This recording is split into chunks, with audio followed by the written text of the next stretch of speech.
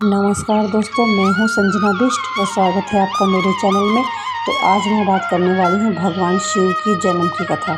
दोस्तों, हिंदी धर्म में 18 पुराण हैं और सब पुराणों में हिंदू धर्म की कथाएं मिलती है और सब कथाओं में कुछ अलग अलग वर्णन भी मिलता है। उनमें ब्रह्म विष्णु महेश के जन्म की कथाएं सम्मिलित है। वेदों में भगवान को निराकार बताया गया है, जबकि पुराणों में त्रिदेवों के साथ अन्य देवताओं का उल्लेख भी मिलता है तथा उनके जन्म की कथाएं भी मिलती है। जहां भगवान शंकर को संहारक और निर्माणक कारक भी माना गया है।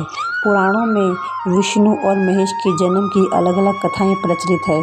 शिव पुराण के मुताबिक भगवान शिव शंकर को स्वयंभू माना गया है।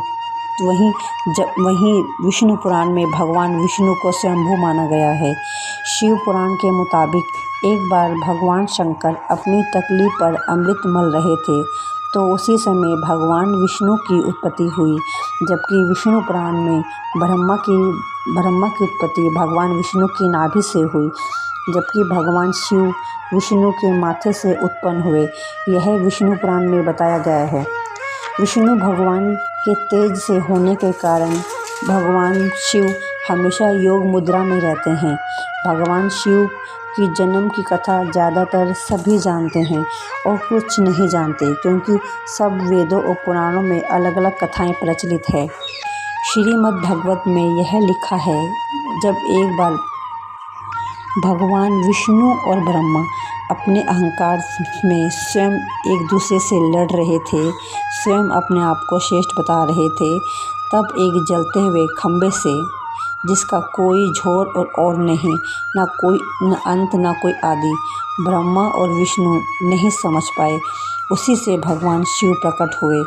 दोस्तों, विष्णु पुराण में भगवान शिव की कहानी भगवान शिव का बाल रूप का वर्णन है और यह कथा बहुत ही मनभावन है। एक बार ब्रह्मा जी एक बच्चे के लिए तप कर रहे थे। इसके लिए भगवान ब्रह्मा जी ने तपस्या की। तभी उनकी गोद में अचानक एक बच्चा प्रकट हुआ जो रो रहा था।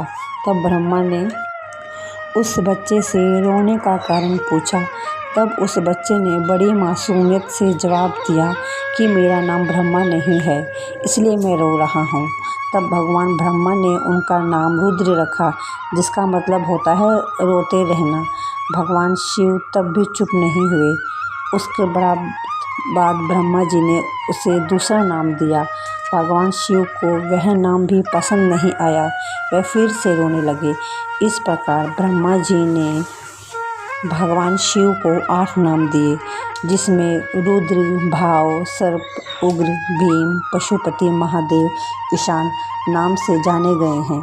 शिव पुराण में यह नाम पृथ्वी पर लिखे गए थे।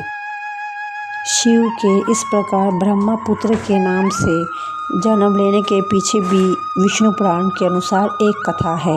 इसके अनुसार जब धरती, आकाश, पाताल रहित पूरा ब्रह्मांड जलमग्न था, तब ब्रह्मा विष्णु महेश अर्थात शिव के सिवा और कोई प्राणी नहीं था। तब भगवान विष्णु ही जल की सतह पर शेष नाग में लेटे हुए नजर आ रहे थे। तब उनकी नाभि से ब्रह्मा जी प्रकट हुए और जब ब्रह्मा विष्णु सृष्टि के बारे में बात कर रहे थे, तब भगवान शिव प्रकट हुए। तब ब्रह्मा ने उन्हें पहचानने से इनकार कर दिया।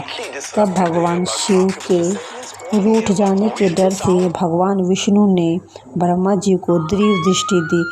उस दृढ़ दृष्टि से ब्रह्मा जी को शिव की याद दिलाई। इसके बाद ब्रह्मा जी को अपनी गलती का एहसास हुआ और उन्होंने भगवान शिव से क्षमा मांगी और उनसे आग्रह किया कि वह पुत्र रूप में पैदा होने की का आशीर्वाद दे। भगवान शिव ने ब्रह्मा को माफ़ किया और वरदान दिया कि वह पुत्र रूप में पैदा होंगे। फिर कालांतर में भगवान विष्णु के कान में मैल से पैदा हुए मधुकेदम राक्षसों के वध के बाद जब ब्रह्मा जी ने सृष्टि की रचना शुरू की, तब उन्हें एक बच्चे की ज़रूरत पड़ी और तब ब्रह्मा जी को भगवान शिव का वरदान याद आया। अतः भगवान ब्रह्मा ने तपस्या की और फलस्वरूप भगवान शिव बालक के रूप में प्रकट हुए। तो इस प्रकार भगवान शिव का जन्म हुआ। वीडियो अच्छी लगी हो तो प्लीज़ लाइक और सब्सक्राइब करना ना भूलें। धन्यवाद।